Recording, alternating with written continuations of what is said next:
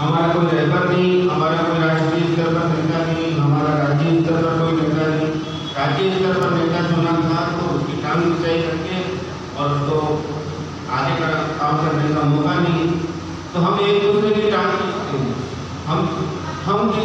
हम ये नहीं चाहते हैं कि कोई आदमी आगे बढ़ रहा है तो उसको आगे बढ़ने दें। अभी फारूक शाह साहब का उदाहरण सामने आया, कम से कम वो टिकट को लेकर आए और वो जीतते बचे।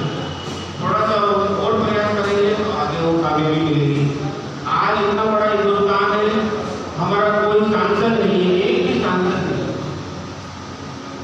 आज राजस्थान में कम से कम 20 लाख शाह फकीर बिरादरी के घर हैं, परिवार हैं या सदस्य हैं, लेकिन उनमें से एक भी एमएलए नहीं है। आज एक भी आईएएस नहीं है, एक भी आईपीएस नहीं है। 20 लाख लोग हैं, एक भी आईएएस नहीं, आईपीएस नहीं। इसका कोई तो कारण होगा, क्यों नहीं है? आज हम बुरा मत मानना, बड़ी बड़ी शादियां करते हैं। ये ग्रुप जो बनाया, ये शादी विवाह को लेकर बनाया, लेकिन मैं किसी की कमी दिखाने के लिए नहीं आया हूँ। मेरा नाम सलामुद्दीन शाह है।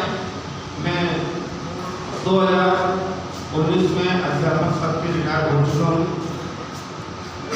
मैंने 35 साल राजकीय सेवाएं की। नौकरी लगने के बाद में एक छोटे से आरोप के ऊपर बड़ा हंगामा करके मुझे जेल में डाल दिया। अगर बुरा नहीं मानो तो बता दो, मेरा अनुभव तो बताऊंगा, नहीं तो फिर आपको कैसे पता पड़ेगा? मैंने स्कूल में कोई चोरी नहीं की, बेईमानी नहीं की, किसी का मर्डर नहीं किया, किसी की लड़ाई झगड़ा नहीं किया। और हमारी बिरादरी के अंदर जैसे हमारे नाम पे शाह लगता है, शुरू से लगता है। मदर पाक ने हमें शाह की उपाधि दी, इसी तरह से हमारे नाम पर शाह लगता है और हम शाह लगाते हैं और हमें गर्व से लगाना चाहिए। आज दूसरी बिरादरी के जो लोग हैं, खान लगाते हैं, पठान लगाते हैं, तो वो तो कोई भी लगा सकता है, मेरा भी खान लगा सकता है, लेकिन शाह तो वही लगाएगा जो फकीर होगा। फकीर के अलावा किसी की हिम्मत नहीं कि वो शाह लगा सके। ये बात का ध्यान रखो। शाह वही लगाएगा, कोई खान नहीं लगाएगा, पेरी किनारा कोई भी शाह नहीं लगाएगा। वो खान लगा लेगा, पेरी होगा तो खान लगा लेगा, किनारा होगा तो खान लगा लेगा, जुलाया होगा तो खान लगा लेगा। उसका कोई पता ही नहीं कि कौन खानदान का है, कौन जात का है, वो खान लगा लेगा अपने नाम पे। लेकिन हम क्यों खान लगावे? हमारे में ऐसी क्या कमी है जो हम अपनी जात को बदले? ये जात बदलना बहुत बड़ा गुनाह है। तो भाइयों, बुरा मत मानो, मैं अपने दिल की 2 बात कहना चाहता हूँ। अगर 2 मिनट लग भी जाए तो थोड़ा तसल्ली से सुनो। इतनी दूर से आया हूँ और शाह समाज के लिए मैं जब नौकरी में था 2017 में, मेरी नौकरी से रिटायरमेंट के 2 साल बाकी थे और मैं शाह समाज की सेवा में लग गया। और 2018 में हमने किशनगढ़ है अजमेर के पास, वहाँ राजस्थान शाह समाज की मीटिंग रखी थी, जैसे आज जो पहचान में मीटिंग। तो हमने क्या कहा था कि फार्म छुपवाया था। उस फार्म के अंदर थोड़ी सी मिलावट हो गई। फार्म का जो हेडिंग था उसमें मिलावट आ गई और मिलावट करना बहुत बड़ा गुनाह है। मुझे जब पता चला कि मिलावट का शब्द को लग गया, वो शब्द का नाम भी लेना चाहता, हालांकि मैं ले ही लेता हूँ, अभी पैसा में ले लिया था इसलिए मैं ले रहा हूँ। वो नाम इतना खतरनाक है हमारी बिरादरी के लिए। हालांकि अली शेर खुदा की हम बहुत इज्जत करते हैं, मगर अगर हमारे खून में अली शेर खुदा का खून शामिल नहीं है तो हमें अली कहने का हमको कोई अधिकार नहीं है। अगर हम खून से शामिल हैं खानदान में तो हम अली हैं, लेकिन हम अली नहीं है, क्योंकि नबी पाक सल्लल्लाहु अलैहि वसल्लम के जो सैयद हैं और सैयद की ये पहचान है कि अगर उनके हाथ में आग रख दो, अंगारा रख दो जलता हो, तो उसका हाथ नहीं जलेगा। वो है अली, वो अली सैयद है। लेकिन आज में तो ये जात बदलना बहुत बड़ा गुनाह है, क्योंकि ये बस वहाँ पर गाली जाती है कि आप तुम अपने नाम से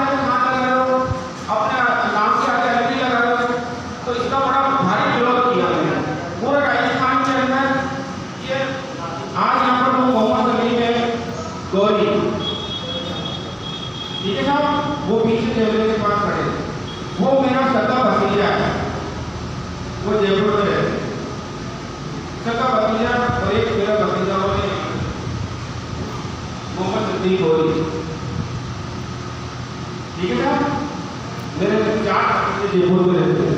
मेरा खानदान पूरा राजस्थान में फैला हुआ है, मारवाड़ में भी रहते हैं मेरे परिवार, उदयपुर में भी मेरा परिवार, हम गोरी खानदान।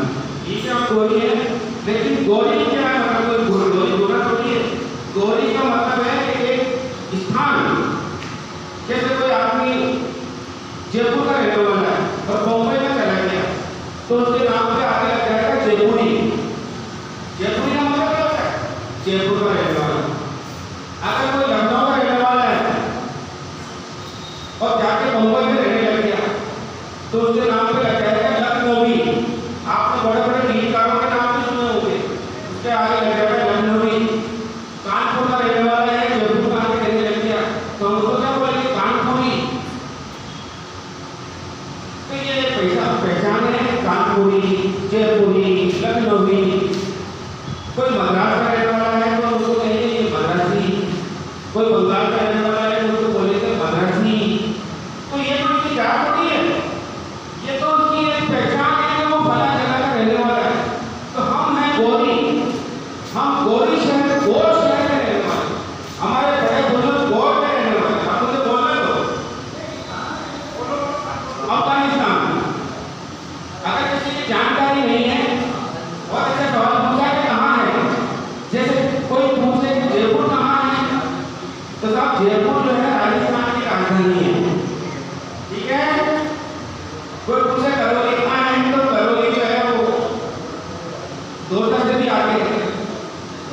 ब्यावर कहाँ है, तो साहब अजमेर से भी आगे 55 किलोमीटर। तो हमारे बड़े बुजुर्ग को अफगानिस्तान से चलते क्यों? हमारा हिंदुस्तान पहले एक ही था, पाकिस्तान, अफगानिस्तान, भूटान, नेपाल, हिंदुस्तान, बांग्लादेश, ये पूरा अलग भारत था। बाद में भारत के टुकड़े टुकड़े हुए, उसके बाद में हिंदुस्तान पाकिस्तान हुआ। हिंदुस्तान पाकिस्तान हो गया, वो जगह थी। हमारे बड़े बुजुर्ग यूपी में रहते थे, अंग्रेजों ने बड़ा जुल्म किया, हमारे जमीन जायदाद की हम यूपी के अंदर, हमें खदेड़ दिया गया, घर से बेघर कर दिया गया, बड़ी बड़ी जागीरें थी हमारे बुजुर्गों के पास। बुजुर्ग हमारे जो गौर से चले थे, यूपी में बसते थे और वहाँ से राजस्थान।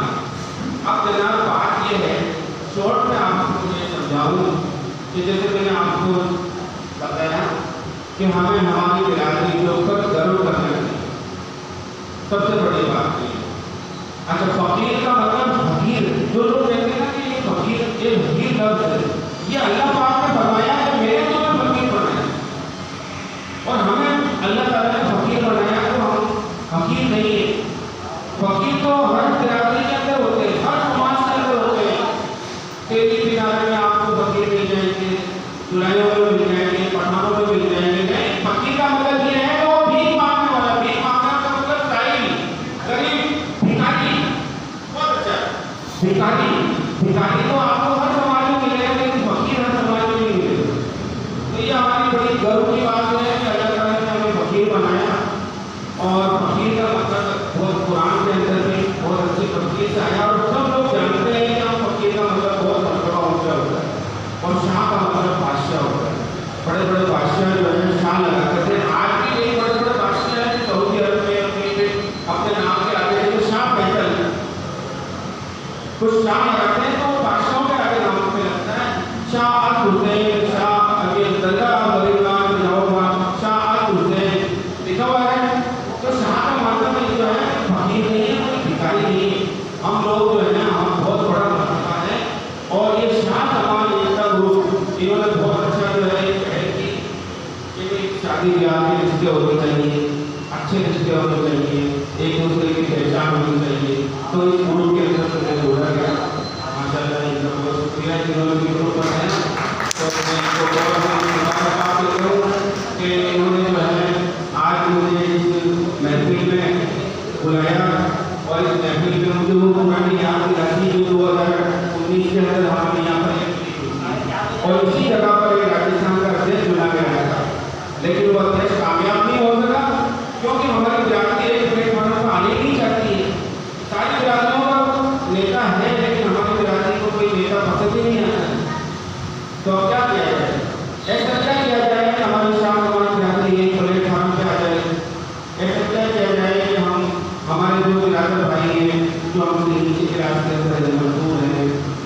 ऐसे कई बच्चे हैं जो घोटनों में उठा प्लेट होते हैं, तो हमें शर्म आती है।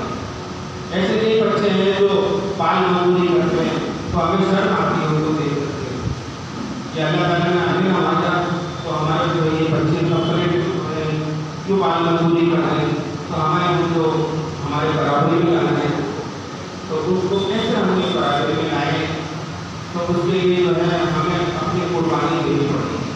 और हम कोई कुर्बानी देना नहीं चाहता, तो कुर्बानी क्या बात, कुर्बानी का मतलब नहीं थोड़ी कि आप बकरा कुर्बान करो। कुर्बानी तो मतलब बकरे के ऊपर कुर्बान होगी बकरे, लेकिन कुर्बानी का मतलब है कि आप अपने समय की कुर्बानी दो।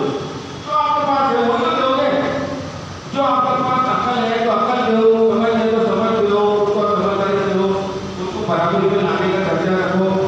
आज जैसे बताया गया है कि हमारे समाज के अंदर हम बड़ी बड़ी शादियाँ करते हैं, 5 लाख 10 लाख रुपये खर्च करते हैं, तो वो 5 लाख रुपये की शादी 10 लाख रुपये की शादी बंद करो।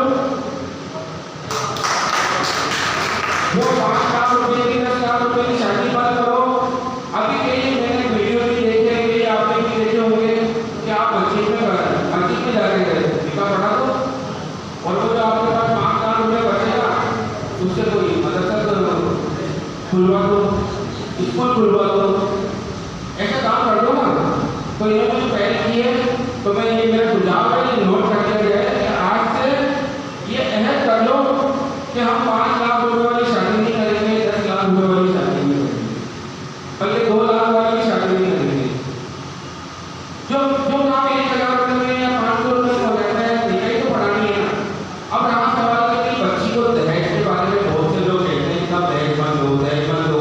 बहुत से लोग कहते हैं कि साहब हम बगैर दहेज से शादी करेंगे, लेकिन बच्ची को देना तो जरूरी है। अगर आप बच्ची का हक नहीं दोगे, तो वो जो धन है, वो जो माल है, जो तुमने बच्ची का हक मार के बचाया, कि साहब मुझे बच्ची को दहेज नहीं देना, क्यों नहीं देना भाई? उसको सल्लल्लाहु अलैहि वसल्लम ने विरासत में बच्ची को दिया अधिकार, तो उसका अधिकार देने के लिए आप अपनी बच्ची के नाम 5,000 की एफडी करा दो, 10,000 की एफडी करा दो, जो आपकी एसेट बनती है तो 1 लाख की करा दो। मैंने खुद ने अपने बच्चे के नाम पर 10 लाख और 50,000 रुपये की एफडी करी। मेरे पास अल्लाह का करम है, अल्लाह ताला ने इतना नवाजा, क्योंकि मेरे को 35 साल पहले जेल में डाल दिया गया था और मुझे बहुत कम सैलरी मिलती थी, और जयपुर हाई कोर्ट में मेरा केस चला था। अशोक गोल्ड वकील है, वकील से पहले अब आज के बारे में जज नहीं आ सकते कोर्ट में। उन्होंने मुझे नौकरी पे लगवाया, नौकरी पे लगवाया, कभी केस चलेगा कोई बात नहीं। सरकार ने कहा कि हम इसने धर्म परिवर्तन करा, रामलाल को मुसलमान बना दिया, कालूराम को मुसलमान बना दिया, सीताराम को मुसलमान बना दिया, तो उसको हमने मुसलमान नहीं बनाया, बल्कि उसके नाम लिखे थे, रामलाल, कालूराम, सीताराम, भगतलाल, ऐसे नाम लिखे थे। जनाब मुझे बोलने दो, तो हम अपनी हमारे मुसलमान भाइयों के नाम इस तरह के रामलाल, कालूराम लिखोगे तो बहुत बुरी बात है। एक हमारे शाह समाज का आदमी था, उनका नाम था चेनानी, उनका नाम लिख दिया शाह समाज का आदमी का नाम, ब्यावर के पास एक गाँव में लसाड़ी, उनका नाम लिख दिया स्कूल में चेना। और जिस स्कूल में मेरा ट्रांसफर हुआ, मुझे पता चला कि हमारी बिरादरी का आदमी है, और इसने लड़के का नाम भी बदल दिया किसी मास्टर ने, उसके बाप का नाम चेना नाम लिख दिया। मैं जाकर उससे चेना कैसे मिला, मैंने कही क्या आपके नाम पे नाम क्यों लिखा हुआ चेना नाम? बोले किसने लिख दिया, मुझे तो मालूम ही नहीं। मैंने कहा अर्जी दो, एप्लीकेशन दो, उसका नाम चेना सही नाम लिखवा है। तो मेरे पे आरोप लगा कि उन्होंने चेना नाम को मुसलमान बना दिया। तो जनाब बात ये है, मुझे कहा तो ये शाह समाज का जो ग्रुप है बहुत अच्छी बात है। इस ग्रुप का ये मकसद होना चाहिए कि हम रिश्ते तो बताते हैं, लेकिन हम थोड़ा सा ये बताते कि शादी विवाह जो है वो कम से कम खर्चे में करो, और वो जो पैसा बचाते उसके बदले में आप कोई स्कूल बनाओ, उस पैसे को आप एक संस्था के अंदर डोनेट कर दो, और डोनेट करके किसी ने तो विश्वास करना ही पड़ेगा, किसी संस्था में संस्थाएं को बहुत सारी चल रही है और कुछ ना कुछ समाज का काम कर रही है, तो उस पैसे को बचा करके इकट्ठा करो, इकट्ठा करके जब 10 लाख बन जाए, 20 लाख बन जाए, 50 लाख बन जाए, तो एक बड़ा कॉलेज बना दो।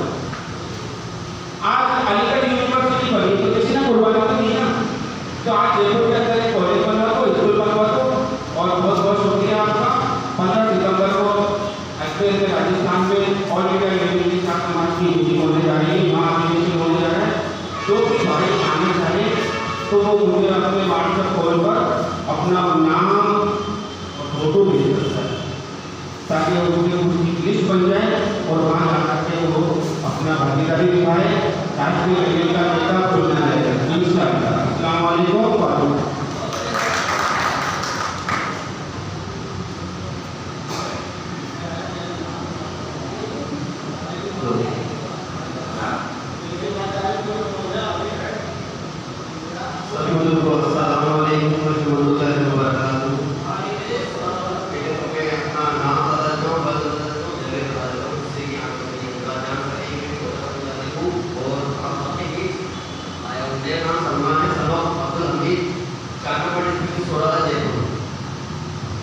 जैसे कि आज हमारी हमारे मीटिंग रखी गई है, मुझे बहुत अच्छा लगा आप सबके आपके अनुभव जान के, और ऐसे में सीखूंगा की दुकान सीख गई है।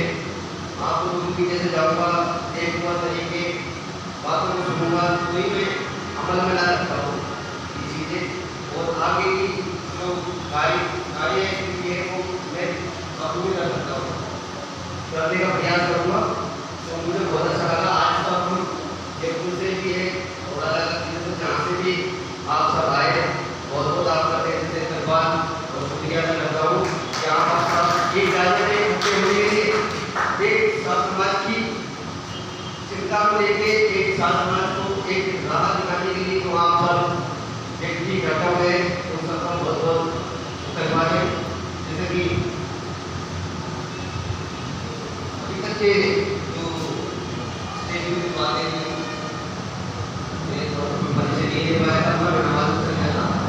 नमाज एक ऐसी चीज़ है, नमाज आप कायम करोगे इंशाअल्लाह आपको कहीं से कहीं तक दिक्कत नहीं आएगी।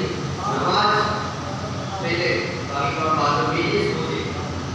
तो जैसे कि हमें हमारे अभी लोगों के साथ आपने ने कहा, हमारे सभी भाई सभी बातों जी ने कहा और हमने साथी ने कहा, बहुत अच्छी बातें बहुत थी। जैसे कि आप थोड़ा सा इनका जो जिक्र किया गया था दीनी तालीम को लेके और दुनिया की तालीम को लेके, पढ़ाई के बारे में बताया गया कि हमें दीनी तालीम के साथ दुनिया की तालीम और दुनिया की तालीम के साथ दीनी तालीम लेके चलना पड़ेगा। तो इसमें लंदन सदी के बहुत अच्छे कमेंट है कि हमारे जो बना हुआ है वही भागों में दुनिया का क्या कारण है, क्यों आज हमारा समाज बढ़ा हुआ है? अपने समाज के ग्रुप में 200 के समथिंग सदस्य क्या 200 लोग यहाँ उपस्थित है। अगर हम इस बात में विचार करें तो क्या हमें चिंता होनी चाहिए, सबको बाकी लोगों को चिंता नहीं होनी चाहिए, समाज को नहीं चलेगी होनी चाहिए। हमारे सभी दादी ने बहुत अच्छी बात की, और दुनिया में हमारे सलामुद्दीन साथी ने बहुत अच्छी बातें की, प्लेटफॉर्म पर आना चाहिए हम सबको। लेकिन वो चीज़ें कैसे, एक इंजन में गाड़ी होती पड़ गई तो रेलगाड़ी जब चलती है तो इंजन से चलती है तो डिब्बे उड़ती जाते हैं उसमें। तो हमारा जो एक प्लेटफॉर्म पे नहीं आने का, तो आज हमारी समाज बिगड़ी हुई है। तो सबसे बड़ी जो मानता हूँ वो है मार्गदर्शन। मार्गदर्शन की कमी के कारण और जो लोग समझते हैं वो काम पीछे वाली बातें, जैसे कि आपने कही पद दे दिया जा रहा है, ये सोचते हैं कि आप मुझे पद दे दिया इसका मुझे भी नहीं मिला, देखते हैं काबिल नहीं, तो वो चीज़ें ना सोचे आप, चाहे आप हल्की समाज से जो लोग, चाहे समाज से, चाहे जितने भी ग्रुप से जो लोग, लेकिन हम सबका मकसद एक होना चाहिए वो है हमारी समाज को एक प्लेटफॉर्म में लाने का और हमारे सबके हक में और अच्छी जो रहनुमाई है वो करने का। ऐसा नहीं सोचे कि मुझे पद दिया गया, मुझे पद दिया गया, मुझे पद मिलना चाहिए। अगर ऐसे ही चलता रहा तो कभी भी समाज आगे नहीं बढ़ेगी, कभी अपन कितनी बेटा नहीं करते। और सबसे अच्छी मुझे सुझाव वो लगा कमेटी का। एक जब अपना प्लेटफॉर्म तैयार हो जाएगा, कमेटी गठित हो जाएगी, गठन हो जाएगा और कार्यकारिणी गठित हो जाएगी, फिर वो उस हिसाब से काम करेगी और काम को अंजाम देगी। काम में तरक्की भी होगी और हमारा समाज आगे बढ़ेगा। और एक ही जैसे कि